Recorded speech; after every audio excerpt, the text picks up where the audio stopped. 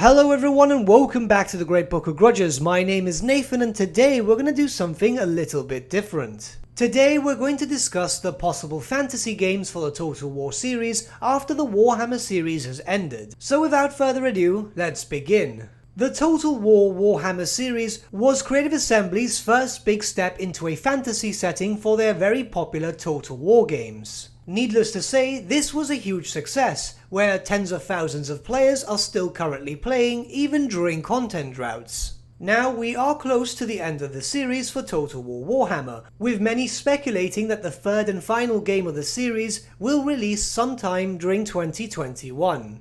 Obviously after its release, Total War Warhammer will continue to be supported, but by a much smaller DLC team. Whereas the other developers would most likely be shifted towards another fantasy IP, considering the fact that they've often been referred to as the fantasy team. This should not be affecting any possible future historical games. So now that we know all this, what could be future possible fantasy titles for the Total War series? Please bear in mind we're not going to talk about the specifics but merely the setting. The first possible setting would be that of Total War Middle-earth, more specifically the Lord of the Rings. The works of J.R.R. Tolkien are absolutely massive, having inspired millions of people across the globe. Its most well-known setting is that of the War of the Ring, which was set in the epic high fantasy novel known as The Lord of the Rings. This is a tale of good versus evil. This is a setting with many races, factions and cultures. A Dark Lord who seeks dominion over the land, men of the West who are its stalwart defenders,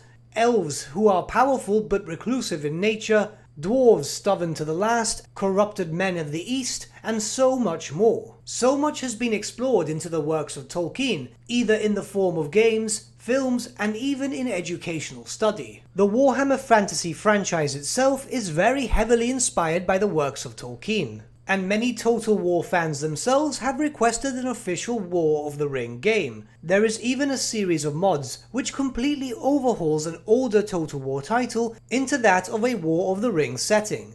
I myself, being a massive Tolkien fan, would absolutely love a game in this setting. There's so many possibilities in terms of playable races and factions that you would be spoilt for choice, and obviously Creative Assembly would be able to milk this for DLC.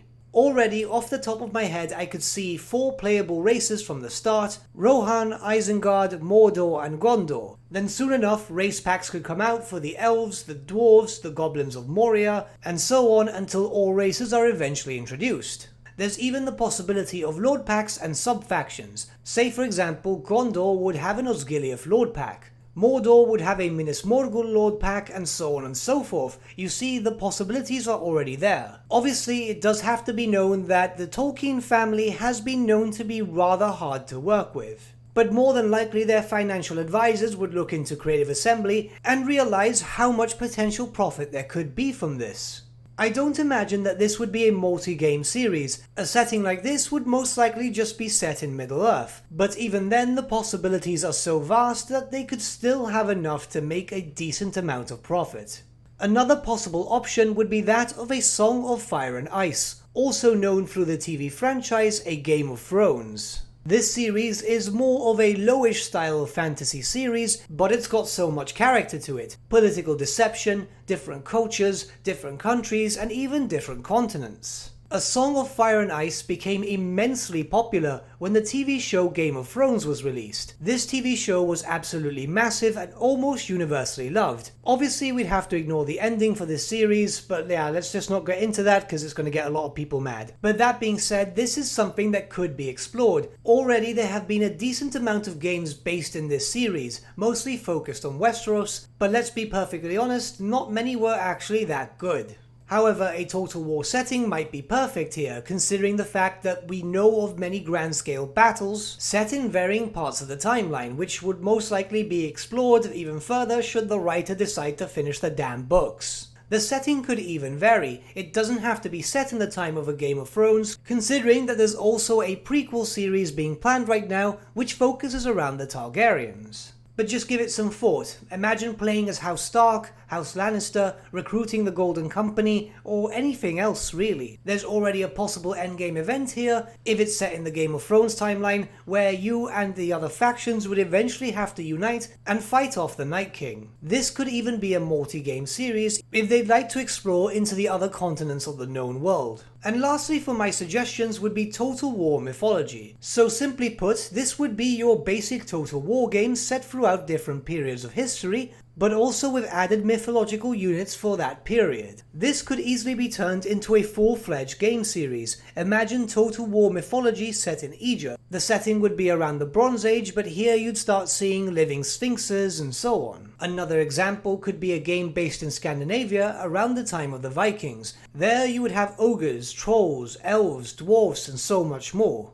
And no, I'm not talking around the style of Troy. Yes, the story of Troy can be considered fantasy, but instead of people representing the monsters, you would actually have the monsters. This would be an economic series too, as they could reuse assets from former games. The only problem I see with a series like this is it could technically affect any possible historical titles. Say for example, why would they do a historical game based in Egypt if they've already covered it in the mythological setting? But this easily could be something to be explored. I've actually seen the topic of Total War mythology pop up in the forums and Reddit and other various sources of social media every now and then. These are just 3 examples, and to be honest there are so many possible ones that even listing a fraction of them could make this video multiple hours long. Obviously there are some which are highly requested but would be unlikely to see in a Total War setting. A perfect example of this would be that of Warcraft, as that is owned by Activision Blizzard and they are producing games in their own setting, and that of the Elder Scrolls franchise, which is owned by Bethesda. Although if Bethesda are going to keep making mistakes like they're doing lately, maybe someone else should take up the mantle.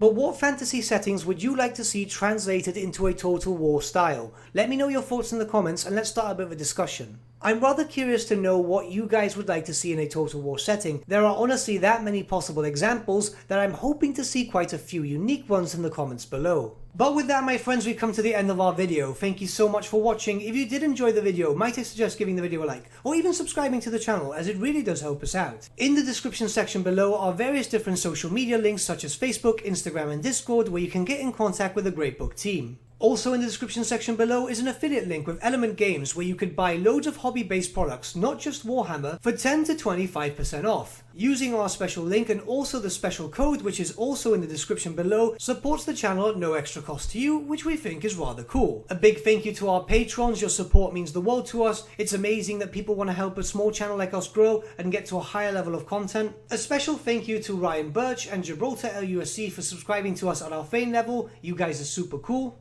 And a big thank you to Edward Yule and VS Vasan for subscribing to us at our King level. Honestly, we can't thank you guys enough. The money earned from Patreon is going directly back into the channel, slowly upgrading little bits and bobs, just trying to get to a higher level of content for you guys. And a big thank you to all of you for liking, sharing and commenting on these videos. The support has been insane lately and honestly we can't be more than excited. But with that, my friends, thank you so much for watching once again, and we shall see you all again very, very soon. Have a good day.